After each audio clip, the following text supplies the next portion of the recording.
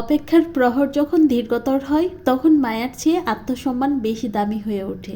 অবহেলা সইতে সইতে মানুষের ধৈর্য যখন ক্লান্ত হয় তখন সে আর অভিযোগ করে না, বরং নিঃশব্দে নিজেকে সরিয়ে নেয়। যে কিনা আপনার সময়ের মূল্য বোঝেনি তাকে নিজের জীবন থেকে ছুটি দেওয়াই হলো নিজের প্রতি শ্রেষ্ঠ বিচার। কারণ যেখানে আপনার উপস্থিতির কোনো মর্যাদা নেই সেখানে আপনার অপেক্ষাও অর্থহীন। মুক্তি মানেই হলো সেই অবহেলার দেয়াল ভেঙে নিজের শান্তি খুঁজে নেওয়া। আসসালামু আলাইকুম ভিউয়ার্স, কেমন আছেন সবাই?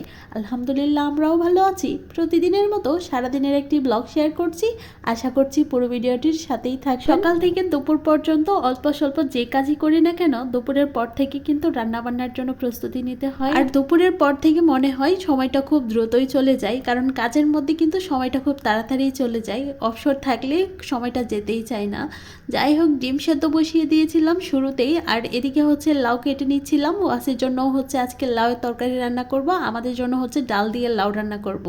দুদিন হয়েছে লাউ রান্না হয়েছে, তবে বেশি দিন থাকলে তেমন ভালো হবে না আর কি। লাউটা অনেক ভালো ছিল, তাই আর কি ডাল দিয়ে একটু রান্না করলাম। আবার ওয়াসির জন্য একটু রান্না করব। আরও অল্প একটু লাউ রয়ে গেছে, বাকিটুকু হচ্ছে ফ্রিজে রেখে দিচ্ছি। অন্য আরেকদিন হচ্ছে কিছু একটা দিয়ে রান্না করব। রোজার দিন বেশি তরকারি রান্না করলে খাওয়া হয় না, আর পরের দিন এক তরকারি খেতে কিন্তু ভালোও লাগে না, এমনিতেই নষ্ট হয়ে যায়, ফেলে দিতে হয়।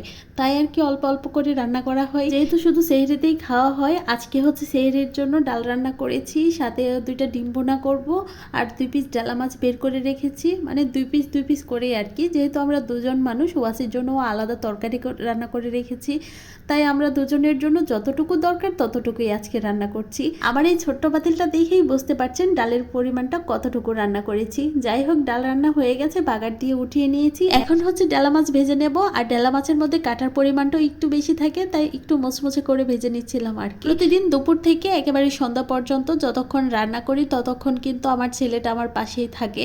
যতক্ষণ রান্না করি ততক্ষণই সে জিজ্ঞেস করবে আম্মু কি রান্না করছে। আর রান্না রেখে তো কয়েক সেকেন্ডের জন্য এদিক ওদিক যাওয়াই যায় না, যেখানে যাই সেখানেই নিয়ে যেতে হয় ওকে। দেখবেন সারাক্ষণ চোখে চোখে রাখার পরেও একটু সুযোগ পেলেই কোনো একটা অকাজ করে বসে। যখন আমি সুযোগ পাই তখনই সবজি, পেঁয়াজ, রসুন সবকিছুই আর কি কাটাকাটি করে রাখি। মানে কাটাকাটির যে কাজগুলো থাকে সেগুলো আমি আগেই করে রাখি, ও যখন ঘুমিয়ে থাকে বা ও কোনো একটা কিছু নিয়ে ব্যস্ত থাকে। আজকে হচ্ছে লাউ কেটে ধোয়ার জন্য গিয়েছিলাম, এসে দেখি লাউয়ের খোসাগুলোকে সে সুন্দর করে কুচি কুচি করছে। যে বাসায় ছোট বাচ্চা আছে সে বাসায় অন্যান্য কাজ যেমন তেমন থাকুক না কেন, বাচ্চা রাখার কাজটা কিন্তু সবারই থাকে। যাই হোক, এদিকে কিন্তু রান্নাবান্নাও আমার প্রায় শেষের দিকে। ওয়াসির জন্য তরকারিটাও বসিয়ে দিয়েছি, আর শেষের দিকে ছোলা সেদ্ধ করে নিয়েছিলাম আর কি। মানে বুট সেদ্ধ শেষ হয়ে গেছে, ছোলাগুলো সেদ্ধ করতে হবে, কালকে রান্না করব। আজকে হচ্ছে আমি সেদ্ধ দিয়ে রেখেছি। ভিডিওটি এখানেই শেষ করছি। কেমন হয়েছে কমেন্ট করে জানাবেন। আল্লাহ হাফেজ সবাইকে।